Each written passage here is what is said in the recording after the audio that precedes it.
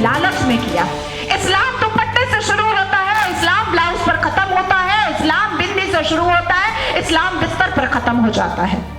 यही है इस्लाम की परिभाषा।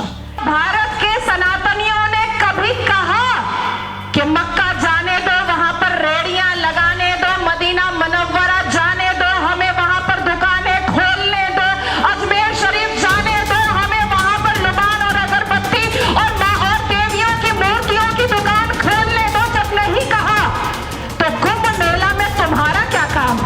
हमारे देश ने थूक जिहाद देखा, हमारे देश ने मूत जिहाद देखा, हमारे देश ने लव जिहाद देखा, हमारे देश ने लैंड जिहाद देखा, हमारे देश ने करो जिहाद देखा, हमारे देश ने प्रसादम जिहाद भी देख लिया, हमारे देश ने हिंदुओं को गाली दो जिहाद भी देख लिया, हमारे देश ने हिंदुओं के भगवान और प्रतिमा को तोड़ो जिहाद भी देख लिया, हमारे देश ने मंदिरों को लूटो जिहाद भी देख लिया।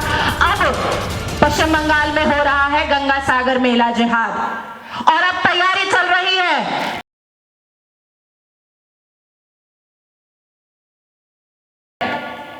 कहां से शुरू करूं, कहां से खत्म करूं, लेकिन आज उन बातों को बोलूंगी और उस हिजाब को खोलूंगी जिसको लोग बहुत ज्यादा जानने की कोशिश तो नहीं करते हैं।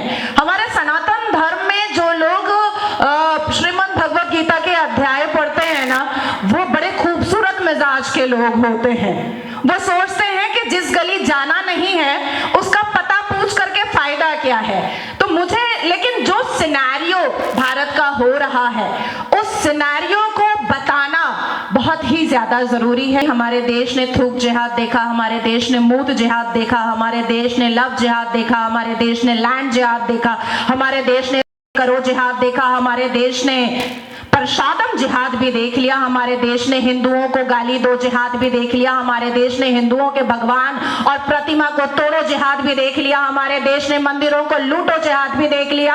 अब पश्चिम बंगाल में हो रहा है गंगा सागर मेला जिहाद और अब तैयारी चल रही है कुंभ मेला जिहाद करने की। हमने या भारत के सनातनियों ने कभी कहा कि मक्का जाने दो, वहां पर रेडियां लगाने दो, मदीना मुनव्वरा जाने दो, हमें वहां पर दुकानें खोलने दो, अजमेर शरीफ जाने दो, हमें वहां पर लुबान और अगरबत्ती और देवियों की मूर्तियों की दुकान खोलने दो? जब नहीं कहा तो कुंभ मेला में तुम्हारा क्या काम? क्या काम है तुम्हारा कुंभ मेला में? कौन सा खुफिया राज है कि जहां जहां खुदा वही वही मंदिर मिला, जहां जहां खोजा वही वही मंदिर मिला। मैं कल संभल गई थी, बड़ी आलोचना हुई, बड़ा सब कुछ हुआ, लेकिन मेरा दिमाग उन गलियों में था और उन घरों पे था जहां पर बड़ा बड़ा बोर्ड लगा था, ला इलाहा इल्लल्लाह मुहम्मदुर रसूलुल्लाह, अशहदु अन ला इलाहा इल्लल्लाह व अशहदु अन्ना मुहम्मदन अब्दुहु व रसूलुहु। ये पहचान दे रहे थे संभल वाले मुसलमान कि देखो हम ज्यादा हैं, देखो तुम यहां पर मंदिर बनाने की सोच रहे हो पर मेजॉरिटी मेरी ज्यादा है। जहां जहां पर मेरी निकाह जा रही थी वहां वहां पर देखा मैंने कि दरवाजे पे लिखा हुआ है हाज़ल मिन फज़्ल रब्बी। क्यों लिखते हैं ये? क्यों पता है? अपनी मेजॉरिटी दिखाने के लिए, अपनी ताकत दिखाने के लिए। हर रोज सुबह से लेकर के रात तक में अजान सुनते हैं आप। अब तो चलो अच्छा है कि देर आए दुरुस्त आए, आलोचना कर पा रहे हैं, प्लेटफॉर्म सज रहे हैं, मंचे सज रही हैं कि हम कह पाते हैं कि आपको बहुत सारे गंगा जमनी तहजीब का चूरन खिलाया गया है। सुबह सुबह आंख खोलते ही जब हम अजान सुनते हैं, अल्लाहु अकबर अल्लाहु अकबर अल्लाहु अकबर अल्लाहु अकबर, अशहदु अन ला इलाहा अशहदु अन ला इलाहा, हय्या अलल सलाह हय्या अलल सलाह हय्या अलल फलाह हय्या अलल फलाह, अल्लाहु अकबर। इसका अर्थ समझते हैं? अर्थ समझते हैं? इसका अर्थ है आपका भगवान हो ही नहीं सकता है, अल्लाह सबसे बड़ा है, वही पाक और बेऐब है, उसके अलावा कोई माबूद ही नहीं है। तो पिछले 77-76 साल से मुसलमान आपको समझा रहे थे कि आपके भगवान तो कुछ है ही नहीं, सिर्फ अल्लाह और आका ही सब कुछ है, पर आपको बात समझ में नहीं आ रही थी। आपको बात समझ में नहीं आ रही थी। उन संतों और महंतों का साथ जिन्होंने राम मंदिर के लिए छाती पर गोलियां खाई थी, अगर भारत का 82.7% सनातनी उसी वक्त अयोध्या के लिए कूच कर जाता, अयोध्या के लिए रवाना हो जाता, पूरा देश खाली हो जाता और पूरे सनातनी और हिंदू अगर अयोध्या के सामने खड़े हो जाते तो हमें इतने वर्षों का इंतजार ना करना पड़ता भगवान राम की प्राण प्रतिष्ठा के लिए। वीर भगत सिंह फांसी पर लटकते रहे, सावरकर जी को बुरा बोला जाता रहा, सरदार पटेल जी के हक को छीना जाता रहा, बिनोय बादल दिनेश छाती पर गोलियां खाते रहे, लेकिन हिंदू चुप चुप। ठीक है, वो तो भगत सिंह है, मैं थोड़े ही हूं। ठीक है, वो तो सावरकर जी हैं, मैं थोड़े ही हूं। ठीक है, वो तो सरदार पटेल जी हैं, मैं थोड़े ही हूं। ठीक है, वो तो अटल जी हैं, मैं थोड़े ही हूं। पड़ोस में लव जिहाद होता है, पड़ोस की बेटी वो एक हिंदू बेटी फ्रिज में पाई जाती है, गली कूचे में छोटी छोटी करता है ये शांतिपूर्ण समुदाय वाला। फोर्थ फ्लोर वाले बोलते हैं ना बाबा मेरे साथ तो नहीं हुआ ना, मैं क्यों बीच में पड़ूं। पर शुक्र है, भगवान राम की कृपा है कि अब जितने दौरे मैं करती हूं और जितने लोगों से मैं मिलती हूं मुझे पता चलता है कि हिंदू जाग रहा है, हिंदू जाग रहा है। मैं पूछना चाहती हूं कि इस्लाम तो हमने रसूल का पैगाम देता है और हमेशा एक टैगलाइन दिया गया, शांतिपूर्ण समुदाय। हम लिखते हैं ना अंग्रेजी में भी, पीसफुल कम्युनिटी। मीना कुमारी जी का एक गाना था, तेरी महफिल में दिल लगाकर हम भी देखेंगे। तो मुसलमानों की महफिल में दिल लगाकर नाजिया इलाही खान ने भी देखा, और जब देखा तो पाया कि हलाला ससुर के साथ बहू बिस्तर पर। आई एम सॉरी टू से, लेकिन मैं रॉ वर्ड ही यूज करती हूं। ससुर कर रहे हैं बहू का हलाला, और सनातन धर्म में मैंने कल देखा कि कैसे बहू बेटी की तरह खाना परोस रही थी। मुसलमानों की महफिल में दिल लगाकर मैंने भी देखा तो पाया पॉलीगेमी, एक मर्द और जॉय, और अनुमति तो 11 की कि 11 महिलाओं को एक बिस्तर पर लेकर के आराम से अपने सेक्स को पूरा करो। ना पिता कुछ बोलेगा, ना मां कुछ बोलेगी, ना परिवार कुछ बोलेगा, और ना ही इस्लाम के मानने वाले इस्लाम के ठेकेदार कुछ बोलेंगे। इस महफिल में दिल लगाकर मैंने भी देखा और पाया निकाह मुत्ता, टेम्पररी मैरिज। कुछ समय के लिए एक शादी में गई, एक आयोजन में गई कोई लड़की मुसलमान बेटी, और वहां पर किसी शादीशुदा अधेड़ मर्द को एक चहचहाती हुई, एक उछलती कूदती हुई मुसलमान बेटी पसंद आ गई और कह दिया अब्बा जान को कि ये लो 5 लाख रुपए और 1 हफ्ते के लिए अपनी बेटी दे देना। कॉन्ट्रैक्ट होता है, कॉन्ट्रैक्ट। हमने रजाकार के आखिरी मुखबिर असदुद्दीन अवैसी को सुना होगा कि निकाह इज अ कॉन्ट्रैक्ट मैरिज। हमारा विवाह नहीं होता, हम साथ वचन नहीं लेते, ना आगे पति फेरे लेता है, ना पीछे पत्नी फेरे लेती है। हमारा तो कॉन्ट्रैक्ट होता है, हम तो एक डील में आते हैं। ये है। तो इस महफिल में जब दिल लगाया और भीतर से, तो पाया कि निकाह मस्यार भी होता है। निकाह मस्यार कैसा होता है कि 1 लाख रुपए पर 1 महीना लड़की रहेगी, और सुबह किस वक्त कौन सा सूरज निकलेगा और शौहर छोड़ करके भाग जाएगा, पलटकर पूछना नहीं है, क्योंकि मस्यार निकाह में है कि तुम कहां भागे हो ये जानना नहीं है। तो मैं पूछना चाहती हूं कि अगर इस्लाम अपने रसूल का पैगाम है, अगर मुसलमान शांतिपूर्ण समुदाय है, तो चप्पल और पत्थर से मस्जिद अल्लाह का घर कैसे बचाते हो भैया, कैसे? 1947 से मुसलमानों ने अपने एक्टिविटी से, अपने बिहेवियर से ये लोगों को बताया है कि ये कोई अमन रसूल नहीं है, ये प्रॉफिट मोहम्मद सल्लल्लाहु अलैहि वसल्लम के फॉलोअर तो नहीं है, ये औरंगजेब के ठरकजेब हैं, ये मुगले आजम के जाहिले आजम हैं। बस इतना ही है इनका परिचय, इसके अलावा इनका परिचय कुछ भी नहीं है। शिक्षा बोलो नहीं लेंगे, इंसान बनने बोलो नहीं बनेंगे, कुछ पढ़ने बोलो नहीं पढ़ेंगे, कुछ करने बोलो नहीं करेंगे, लेकिन रेप करने बोलो तुरंत करेंगे, लव जिहाद करने बोलो तुरंत करेंगे, बम गोली बारूद फेंकने बोलो तुरंत फेंकेंगे, आतंक मचाने बोलो तुरंत मचाएंगे। आखिर क्या है इस समुदाय में जो एक समुदाय पूरे दुनिया के सारे धर्म वालों को परेशान करके रखा है? आखिर क्या है राज उस आसमानी किताब का, उस अल कुरान का राज क्या है जो मदरसों के अंदर छुप कर पढ़ाया जाता है, जो मजार के अंदर छुप कर करवाया जाता है, जो मस्जिदों के अंदर छुप कर सुनाया जाता है, जो घरों के अंदर तरबियत और तालीम में बताया जाता है? क्या है उसका राज? क्यों कहते हैं मुसलमान घर में अंदर ही जब बेटी छोटी सी होती है और बच्चा छोटा सा होता है, प्रसाद नहीं खाना हराम है, आप ही चले जाते हैं सवैयां खाने।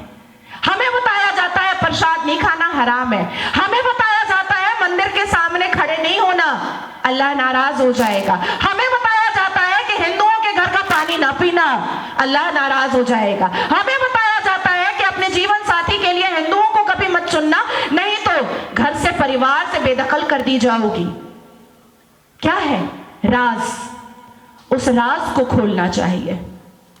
मैं जानती हूं कि सनातन धर्म के लोग जिस हिसाब से अपने रामायण, महाभारत, श्रीमद् भगवद गीता को पढ़ते हैं, उनके अंदर शांति होती है, उनके अंदर इंसानियत होती है, उनके अंदर माफी की तलबगारी होती है, मैं जानती हूं, लेकिन जिस गली जाना नहीं है उसका पता अब पूछना पड़ेगा।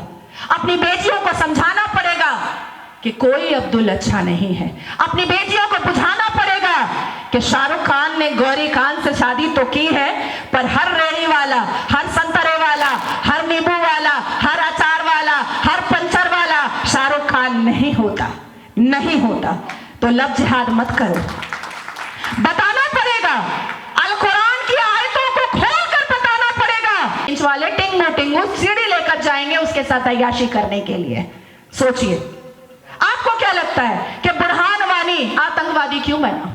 आपको क्या लगता है कि अजमल खसब अपनी ही छाती पे बम लगा करके गोलियां क्यों दागने लगा काफिरों को? आपको क्या लगा कि याकूब मेमन ने 93 का सीरियल बॉम्ब ब्लास्ट क्यों किया? आपको क्या लगा कि यासीन मलिक ने कश्मीरी पंडितों का नरसंहार क्यों किया? 72 वर्जिन हूरों के लिए किया, 72 वर्जिन हूरों के लालच में किया। इस्लाम दुपट्टे से शुरू होता है, इस्लाम ब्लाउज पर खत्म होता है, इस्लाम बिंदी से शुरू होता है, इस्लाम बिस्तर पर खत्म हो जाता है। यही है इस्लाम की परिभाषा, यही है इस्लाम। अब लोग कहेंगे कि नाजिया इसका प्रूफ, चलें देते हैं प्रूफ। हमारे मुसलमान भारत के मजार परस्ती बहुत करते हैं और रजाकार फौज का आखिरी सिपा सालार और पाकिस्तानी मुखबिर असदुद्दीन अवैसी को ऐसा लगता है कि अजमेर शरीफ पर हथौड़ा नहीं मारना चाहिए। उसको ऐसा लगता है कि भारत में जितने भी मजार हैं उस पर हथौड़ा अगर मारा गया और उसको तोड़ा गया और वहां पर अगर कोई विद्यालय बनाए गए या वहां पर कोई स्कूल बनाया गया तो ये तो इस्लाम के खिलाफ हो जाएगा। पर वो आपको गुमराह करता है, वो संसद के पटल को गुमराह करता है, वो लोकसभा को गुमराह करता है, वो यहाँ की सरकार को गुमराह करता है, क्योंकि आपने ठाना था कि जिस गली जाना नहीं है उसका पता पूछ कर क्या फायदा। क्योंकि अल कुरान कहता है कि जो भी मुसलमान मजार परस्ती करते हैं वो जन्नत कभी नहीं जा सकते। मजार परस्ती इज अ कंप्लीट अनपॉर्डनेबल सिन।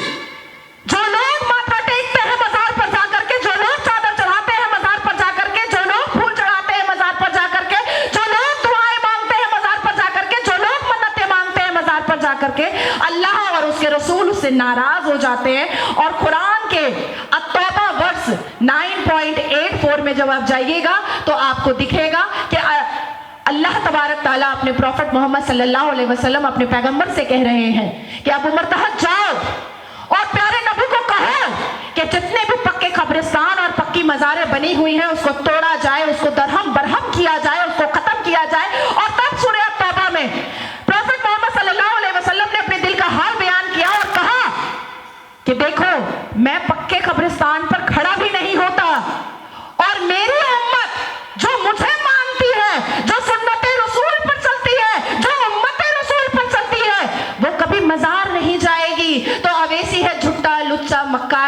बेहुदा लफंगा वो गुमराह करता है और कहता है मज़ारों पे हथौड़ा चलाओगे तो इस्लाम खतरे में आ जाएगा।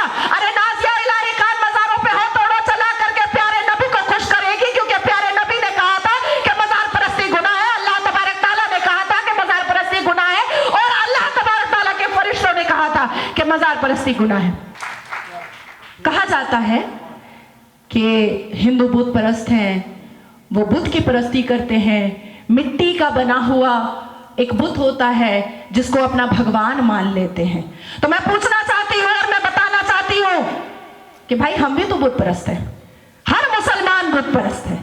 हर मुसलमान बुत के सामने सजदा कर चुका है, और ये दुनिया बनने से पहले ही सजदा हो चुका है। अलिफ लाम मीम जो अल कुरान का पहला चैप्टर है, पहला पारा है, उसके वर्स 34, 35, 36, 37 में जाइएगा, जहां पर आदम अलैहिस्सलाम, जिसको हम अंग्रेजी में एडम और ईव कहते हैं, आदम अलैहिस्सलाम को मिट्टी का बना करके अल्लाह तबारक तआला ने जन्नत में फरिश्तों को कहा कि आओ, और जन्नत में बैठे हुए सारे फरिश्ते इस मिट्टी के पुतले पर सजदा करो, और तब अल्लाह तबारक तआला ने उस मिट्टी के पुतले को में रूह डाली। तो प्राण प्रतिष्ठा तो होता है और अल्लाह रूह डालता है। और क्यों ये 26 आयतें सिर्फ मुसलमान को और सुन्नी मुसलमान को ही बेहतरीन बताती है और सारे धर्म वालों को गालियां परोसती हैं? क्या है वो 26 आयतें? मैं फरवरी में इस पर PIL करने जा रही हूँ। इन 26 आयतों को मैं खोलने जा रही हूँ। मैं जानती हूँ कि मेरे ऊपर फिर से ऐसे अटैक होगा। मैं जानती हूँ कि मेरे बेटे को फिर से गाली मिलेगी। मैं जानती हूँ कि मेरी माँ को फिर से गाली परोसा जाएगा। मैं जानती हूँ कि मेरे अब्बा पर फिर से पत्थर मारे जाएंगे। मैं जानती हूँ कि फिर से मेरी साड़ी खोलने की कोशिश की जाएगी। मैं जानती हूँ कि फिर से मुझे मृत्यु का सामना करना पड़ेगा, लेकिन आप सबका आशीर्वाद, आप सबका साथ रहेगा तो ये 26 आयतों का रहस्य मैं जरूर खोलूंगी। गंगा जमनी तहजीब का रट आप लोगों के चेहरे पर, आप लोगों की जुबान पर ऐसा कांग्रेस ने डाला, ऐसा कांग्रेस ने डाला कि आपने रट लिया अपनी सभ्यता को छोड़कर, अपनी संस्कृति को छोड़कर, अपने संस्कार को छोड़कर, अपने सिविलाइजेशन को छोड़कर। समझ नहीं आया था कि 5 आतंकी जिहादी एजुकेशन मिनिस्टर मुसलमान क्यों बनाया गया? समझ नहीं आया कि मक्का से लाकर के, मदीना से लाकर के अरबी और फारसी पढ़ने वाला भारत का कैसे एजुकेशन मिनिस्टर हो सकता है? यह समझ नहीं आया था पूर्वजों को। आपके समझ नहीं आया कि अरबी और फारसी वाला एजुकेशन मिनिस्टर क्यों होगा भारत का? समझना चाहिए था। आपकी सभ्यता से आपको हटाने के लिए। सूरा नंबर 5 आयत number 33, crucify infidel and they criticise Islam. आप क्रिटिसाइज करिएगा इस्लाम को तो यो सरतन से जुदा, सरतन से जुदा, सरतन से जुदा। अब आते हैं फतवा पर, ज्यादा समय और नहीं लूंगी। फतवा पर आते हैं। क्या है फतवा? इस फतवा a part of Islam? Is फतवा मैंडेटरी इन इस्लाम? नहीं, फतवा मांगा जाता है, फतवा दिया नहीं जाता है।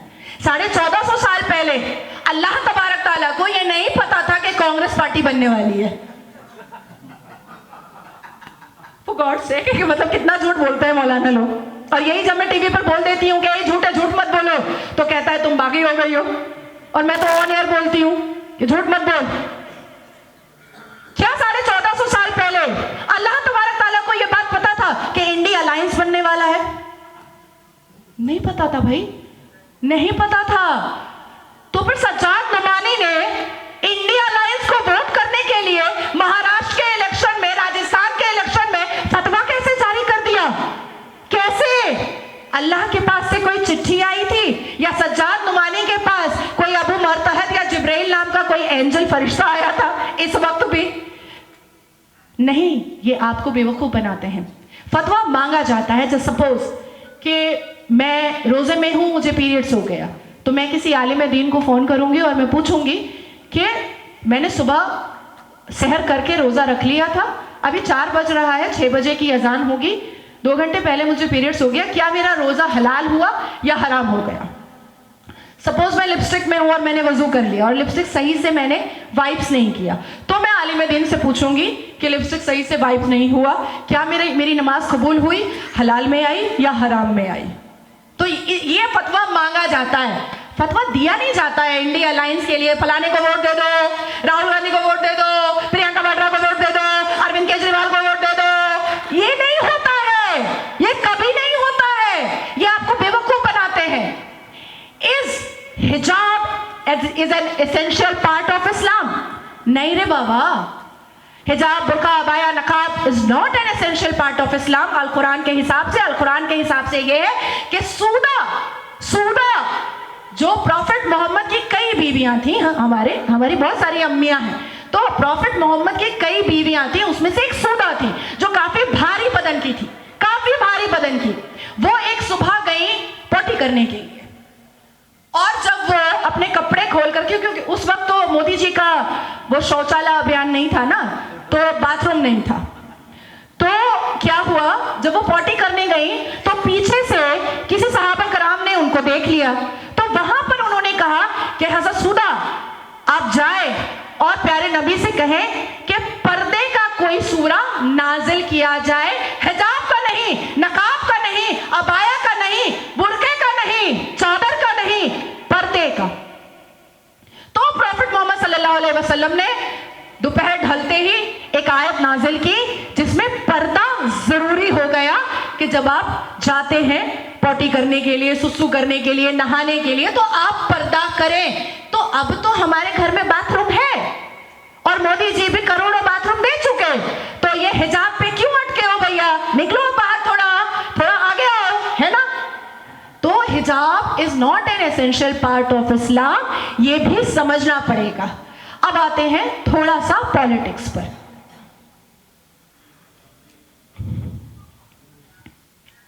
संकल्प लेना पड़ेगा हिंदुओं को कि वाकई में बटेंगे नहीं तो कटेंगे नहीं, एक रहेंगे तो नेक भी रहेंगे और सुरक्षित भी रहेंगे।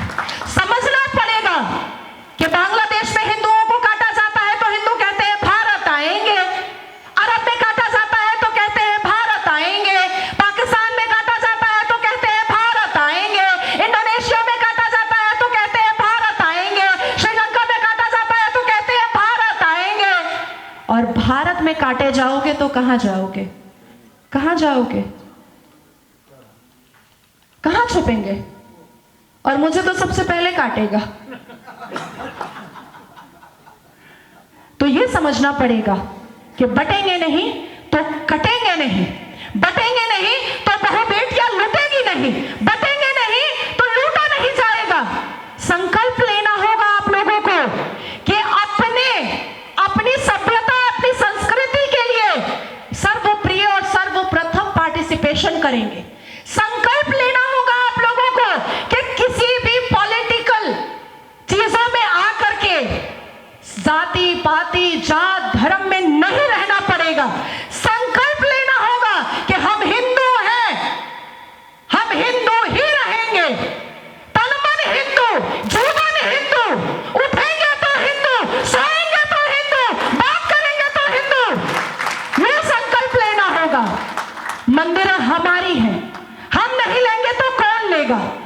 बार बार मैं कहती हूं कि चप्पल और पत्थर से डरने का वक्त निकल चुका है। अब वक्त आया है कि ईंट का जवाब पत्थर से दिया जाएगा। अब एक वक्त आया है कि हम कहेंगे कि ये जो तलवार निकालो और सलवार पहनाओ, ये जो तलवार निकालो और सलवार उतारो का कार्यक्रम है, इसको हम under the barricade of constitution, under the barricade of law खत्म करके रहेंगे। उसके लिए हमें एक होना पड़ेगा, उसके लिए हमें नेक होना पड़ेगा, उसके लिए हमें एक जैसा सोचना पड़ेगा।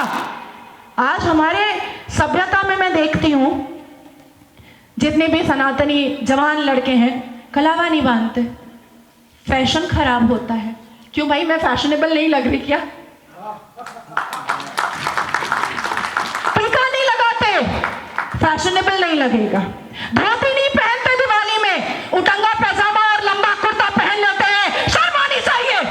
आपकी सभ्यता धोती है, आप क्यों पहनते हैं उटंगा पैजामा और लंबा कुर्ता? भूल जाते हैं। महिलाएं सिंदूर नहीं लगाएंगे? शादी हो गई तो क्या हो गया? जिस दिन दोबारा शादी मैंने की ना, यहां से यहां तक सिंदूर लगाकर घूमूंगी और बड़ा वाला मंगलसूत्र पहनकर घूमूंगी, क्योंकि यही सभ्यता है भारत की। भारत का हर एक व्यक्ति हिंदू है और भारत का हर एक व्यक्ति को संवैधानिक होना पड़ेगा, और संविधान के पहले पन्ने पर भगवान राम के चित्र है, इसको भूलना नहीं होगा। हर दिल में, हर हृदय में भगवान राम बसने चाहिए। जो हनुमान जी की पूजा करता है वो गदा उठाना सीखो, जो भगवान राम को मानता है वो रावण को खत्म करना सीखो, जो कृष्ण की पूजा करता है वो अशोक चक्र भी उठाना सीखो, क्योंकि अब वक्त आया है कि ईंट का जवाब पत्थर से दिया जाएगा। कोई पॉलिटिकल पार्टी का भाड़े का टट्टू नहीं बनना है हमें सिर्फ अपने राष्ट्र के लिए, अपने देश के लिए, अपनी संस्कृति के लिए, अपनी सभ्यता के लिए, अपने संस्कार के लिए, अपने धर्म के लिए, अपने सनातन के लिए, अपने मंदिरों के लिए, अपने भगवान के लिए काम करना है।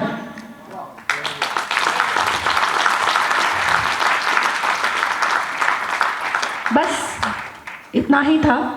फिर मिलेंगे, फिर नई आयतों के साथ जिक्र करूंगी। कुंभ में